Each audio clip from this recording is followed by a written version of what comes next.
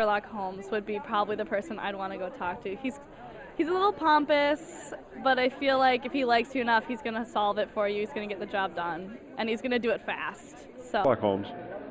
Sherlock Holmes every time. It would certainly be nice to call Sherlock Holmes because Holmes is very sympathetic to most of his clients, and when he sees someone in trouble or a person in trouble calls him.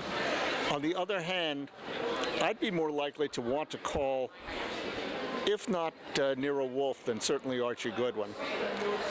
Archie being the accessible one in the duo, and Nero Wolfe is smart enough to get me through and off any difficulties I might have gotten myself into. It wouldn't be Sherlock Holmes because he always wins, but I don't think he understands women at all. He's somebody I would like. Maybe Elvis Cole. It would depend on the kind of trouble. Right. You know, because like if I needed somebody to prove my innocence, I'd probably have to go with, you know, I don't know, Miss Marple or one of those Agatha Christie detectives that figures this stuff out really, really well. But if it's more like, you know, I'm being held captive by drug lords or whatever, then you'd probably have to go for a Reacher or somebody like that. But no, I might call Morse because he's very appealing to me. As I get older, he looks like an appealing character to have. I certainly wouldn't call Poirot. He'd be so annoying. And I'd never call Sherlock Holmes. Jack Reacher might come and rescue me if I were in a tower or somewhere. Reacher. And why is that? Because he thinks. Jack Reacher. And tell us why. Because he probably would just have to blink at somebody and they'd run. Armand Gamache in Louise Penny's novels, because he seems to understand people so well. He's not afraid to go to all those dark places, and I feel like I could trust him to get me out of whatever the trouble was. Oh, definitely Inspector Gamache from the Louise Penny series.